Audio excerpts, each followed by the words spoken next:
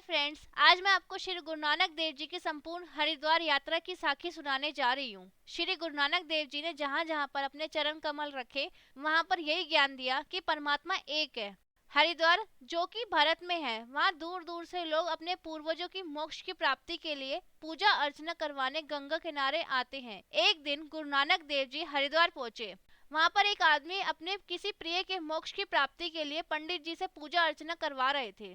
पानी डालते डालते यजमान सोचने लगे, दिल्ली में व्यापार में बहुत घाटा हो रहा है, वहां जाकर बहुत ज्यादा मेहनत करनी पड़ेगी। पूजा करवाते करवाते दूसरी ओर पंडित भी सोच रहा था, ज्यादा से ज्यादा दक्षिणा मिल जाए तो बहुत अच्छा हो जाए, मुझे रुपयों की सख्त जरूरत है। तभी दोनों ने देखा, श्री गुरु नानक जी सूर्य को विपरीत दिशा में जल चढ़ा रहे हैं।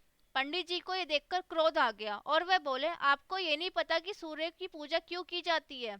श्री गुरु नानक देव जी ने नम्रता से बोला, मुझे तो नहीं पता, तुम ही बता दो। सूर्य की तरफ मुंह करके जल चढ़ाने से ही हमारे पूर्वजों को शांति मिलती है। गुरुजी ने पंडित जी से पूछा, तुम्हारे पूर्वज कहाँ रहते हैं? पंडित जी बोले, वह यहाँ से हजारों किलोमीटर दूर रहते हैं। श्री गुरु नानक देव जी पानी उसी तरफ डालने लगे जहाँ वह पहले डाल रहे थे। ये देखकर पंडित जी जोर से बोले, ये क्या कर रहे हो? मैंने आपको कितना समझाया, फिर भी आप वही कर रहे हो। गुरुजी बोले, मैं अपने खेत जो कि पंजाब में है उन्हें पानी दे रहा हूँ। ये सुनकर दोनों हंसने लगे और यजमान बोले, जो तुम्हारे खेत पंजाब में है वह पानी कैसे चला जाएगा? गुरुजी बोले, क्यों नहीं जा सकता? जब तुम्हारे पूर्वजों तुमसे जो हजारों किलोमीटर दूर है, जब उन्हें पानी जा सकता है, तो मेरे खेत तो थोड़ी सी दूरी पर है, वहां तो आराम से चला जाएगा। ये बात सुनकर पंडित जी और यजमान गहरी सोच में पड़ गए। श्री गुरु नानक देव जी बोले, यजमान, जब तुम अपनी पूजा करवा रहे थे तो तुम क्या सोच रहे थे? तुम ये सोच रहे थे ना कि दिल्ली में जो तुम्हारे घाटा हो रहा है वह कैसे कम हो।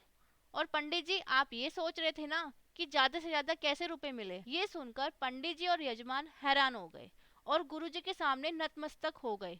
इस घटना के पश्चात सभी पंडित गुरु जी की शिक्षा से बहुत प्रभावित हुए और वह उन्हें अपने निवास स्थान ले गए।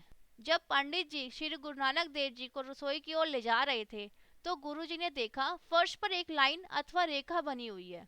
असल में वह रेखा इसलिए बनाई गई थी जिससे कोई भी नीच जाति का व्यक्ति उसके पास जाने की हिम्मत ना कर सके। रसोई के अंदर साफ सुथरे कपड़े पहने हुए पंडित जी भोजन बना रहे थे। गुरुजी ने सभी से कहा, तुम्हारा चौका तो गंदा हो गया है। पंडित जी बोले, नहीं गुरुजी, ऐसा कैसे हो सकता है? लकड़ियों को हमने अच्छी तरह से धोया है, बर्तनों को अच्छी तरह से साफ किया है और हम सभी नहाए हुए हैं। हमारे रसोई में कोई नीच जाति का व्यक्ति भी नहीं आया है, फिर हमारा गंदा चौका कैसे हो गया है? गुरुजी मुस्कुराए और बोले, मुझे तो आपके साथ 4 नीच जाति के लोग बैठे हुए नजर आ रहे हैं। पंडित ने हैरानी से गुरुजी से पूछा, कौन है ये नीच जाति के? हमें तो कोई भी नजर नहीं आ रहा। गुरुजी बोले, यही तो रहस्य है, आपकी आंखों पर अज्ञानता का पर्दा पड़ा हुआ है, इसी वजह से आपको कुछ दिखाई नहीं देता। मैं तुम्हें इन चारों नीच के बारे में बताता हूँ। बुरे विचार वह है जिसे तुम नीच जाति बोलते हो। किसी के साथ जोर जबरदस्ती या जुल्म करना कसाईया है, यानी वह कसाई के कर्म के बराबर है। दूसरों की निंदा करने वाला और पापों की गंदगी इकट्ठा करने वाला अछूत है। चौथा, क्रोध जो अभी आपके अंदर अग्नि समान जल रहा है, वह चंडाल है। हे पंडित, ये सब नीच तुम्हारे अंदर वास करते हैं, तो तुम शुद्ध कैसे हो सकते हो? सभी पंडित गुरुजी की बातें सुनकर उनके भक्त बन गए। जब उन्होंने ये देखा कि गुरुजी ने वह सब पढ़ लिया जो उनके दिमाग में चल रहा था, गुरुजी ने पंडितों को शिक्षा दी कि सत्य बोलो, अपनी इच्छाओं को वश में करो, अच्छे कर्म करो। मोक्ष उसी व्यक्ति को मिल सकता है जिसके दिमाग में अंत समय में पापों का भार नहीं होगा। सभी पंडित एक साथ बोले, गुरुजी, हमें अपना शिष्य बना लो। श्री गुरु नानक देव जी ने कहा कि मेरा शिष्य बनना इतना आसान नहीं है। मेरा शिष्य बनने के लिए जो भी धन तुमने बेईमानी से कमाया है, वह सब अच्छे कामों में लगाना होगा।